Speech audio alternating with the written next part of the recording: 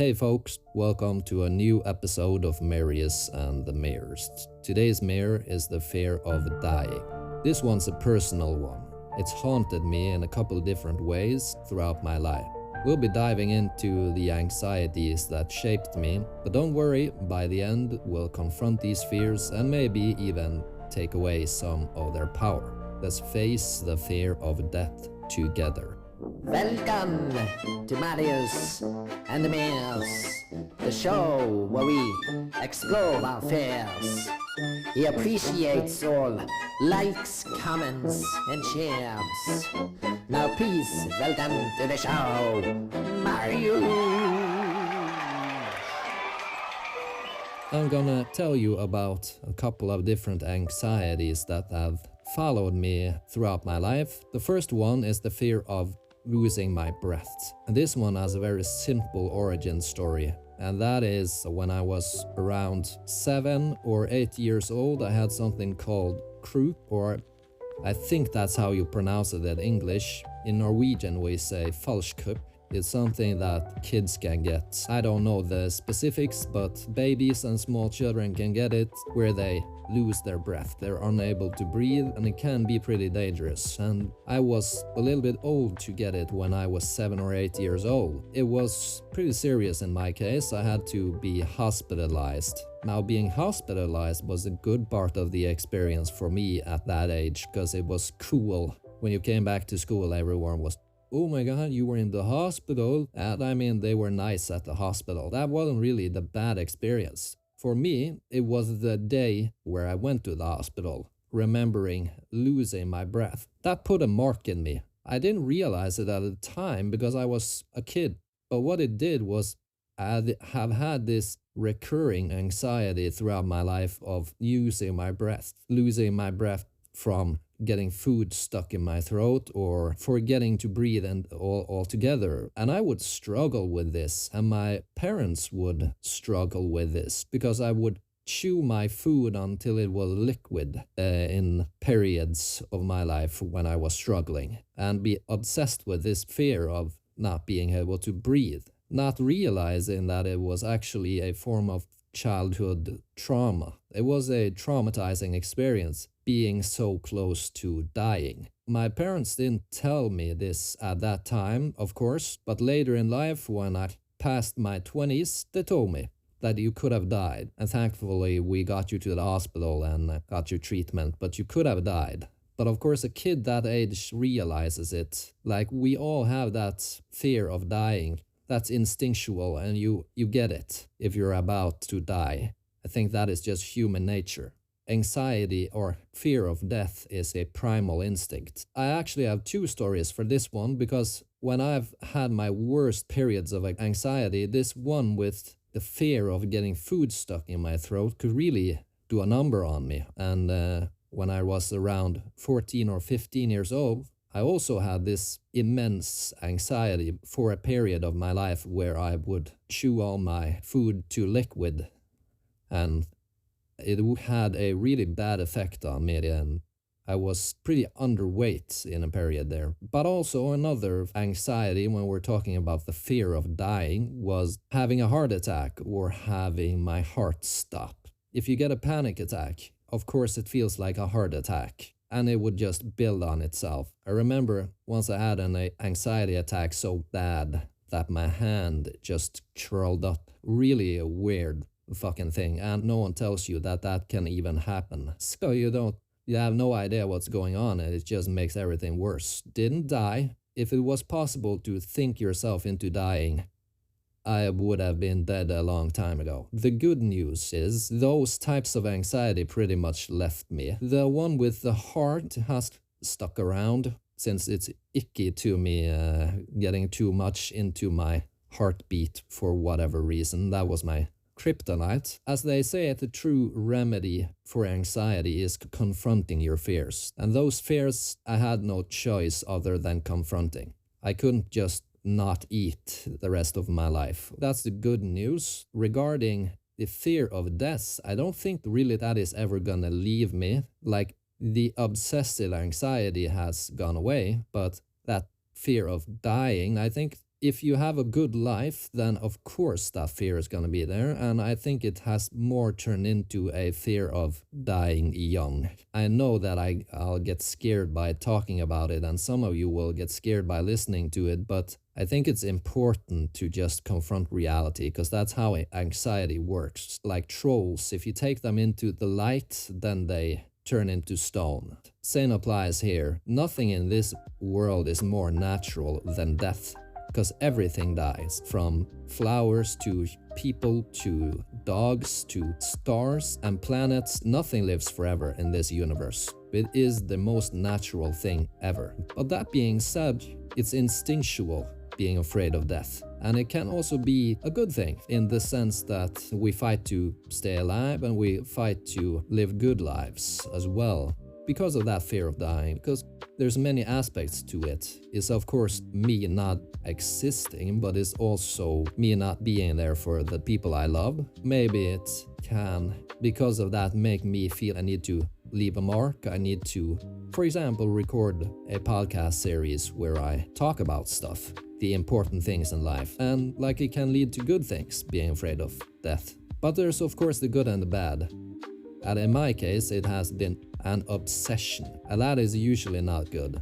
So to that mirror, the fear mirror, obsessing over the fear of dying, I say a thank you and fuck you at the same time.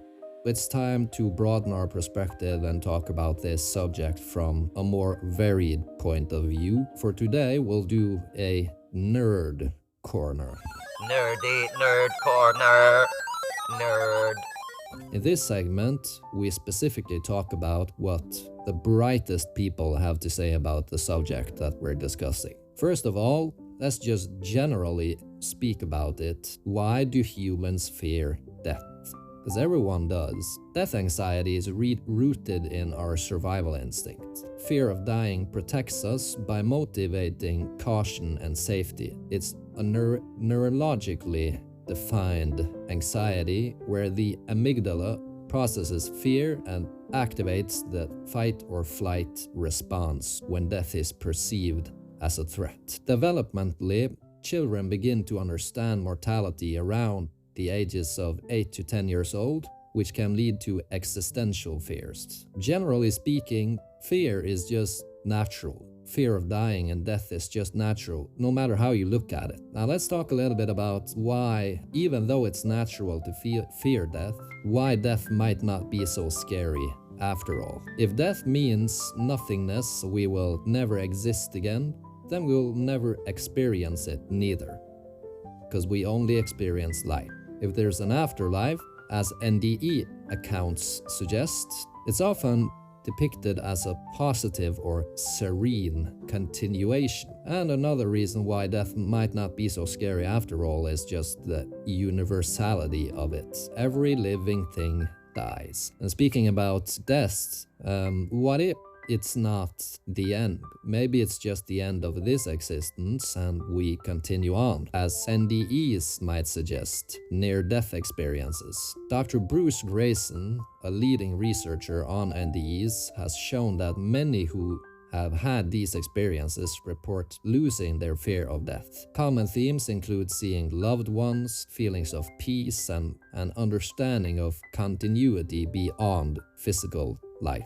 Grace's findings suggest NDEs are not just hallucinations, but transformative events with lasting psychological impacts. I read his book, and some of the stories he's telling there are pretty scary, and you can't really chug them away unless we're talking about someone who's straight up lying. Now, I don't think that he is the type of person to straight up lie about this stuff. Not at all.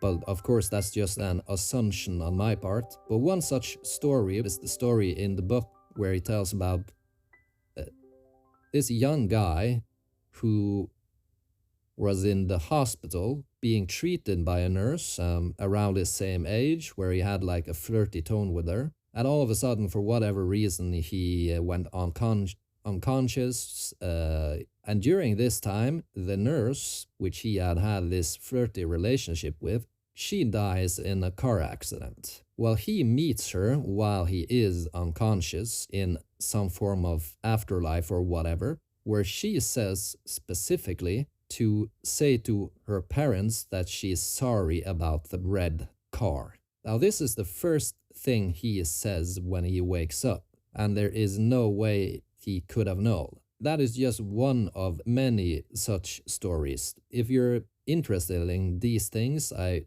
highly recommend checking out the Dr. Bruce Grayson's book on NDEs. There's a lot of them in there, and you can't really explain them away unless you're straight up saying like the people involved have to be lying. But I don't think they are. I do think that there might be something more to all of this. But let's say it's not. When I've tried comforting my own fear of dying, I've also found great comfort in hospice nurse Julie. Just search for her over on YouTube. She has a ton of videos where she tries to educate people on death, basically. Julie, she's a hospice nurse who educates on the dying process.